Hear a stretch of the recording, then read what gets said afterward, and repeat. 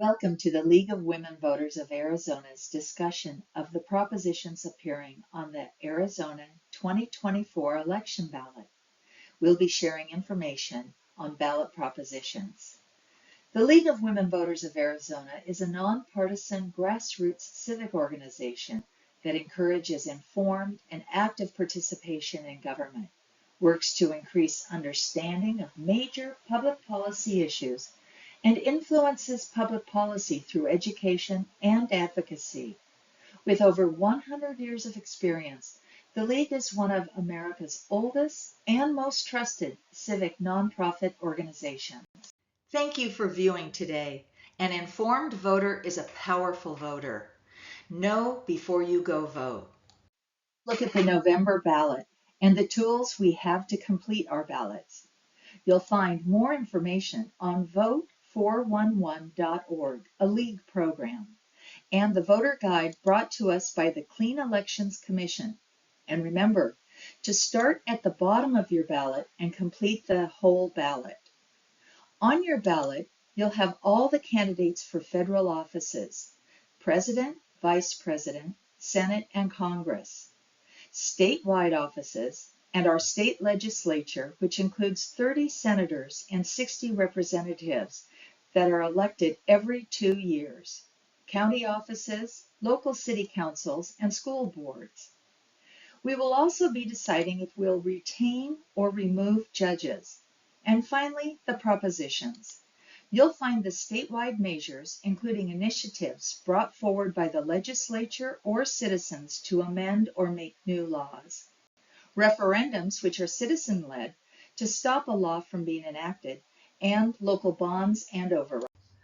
The proposition that impacts the administration of elections and voting rights is Proposition 140, proposed by initiative petition relating to elections.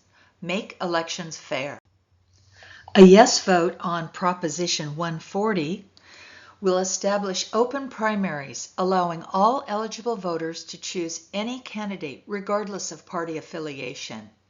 Set uniform signature requirements for all primary candidates. Restrict public funds from being used for political party elections. Grant the legislature authority to determine the process and number of candidates advancing to the general election. Allow the legislature to decide on a voter ranking system if 3 or more candidates advance to the general election. A no vote on Proposition 140 will keep the current semi-closed primary system, where independents can request ballots for one of the major parties. Registered Republican and Democratic voters select their party's candidates for the general. Those in support for Proposition 140 argue that this proposition will increase voter turnout by allowing all voters to participate in primaries, where most races are decided, ensuring better representation for all Arizonans. The current system excludes independent voters or forces them to obtain party ballots, despite their taxes funding these elections, effectively suppressing their vote. Allows all voters freedom to choose candidates who truly represent them, re-enfranchising marginalized groups like African American, Native American, and Latino voters. Those against Proposition 140 argue that this leaves it to the legislature to determine the number of candidates advancing from the primary to the general election and to establish a ranking process if more than 2 candidates advance. Limits voters' choice by potentially allowing only one political party on the general election ballot selected by the legislature. Creates a patchwork of voting styles, making ballots longer and more complex. Could cause significant delays in vote tabulation. And just a reminder of these important election dates to mark on your calendar. October 7th is the voter registration deadline. Between October 9th and November 1st, we'll begin our in-person early voting. October 25th is the last day to request an early mail-in ballot. October 29th is the last day to mail in your early ballot. November 5th is Election Day.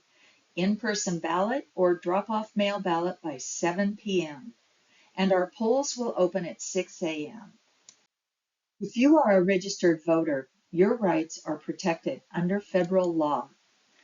Every registered voter is eligible to vote. Your right to a ballot is protected under the Voting Rights Act. The Help America Vote Act ensures that all individuals who visit a voting location will be allowed to vote. If you do not have the proper identification and a poll worker says you are ineligible, you must be allowed to vote with a provisional ballot. Remember, there are 13 ballot propositions, so please go to vote411.org to read the analysis of each one. Your vote is your voice. And if you are at vote411.org, thank you for becoming an informed voter. For additional questions, feel free to email us at lwvazadvocacy@gmail.com.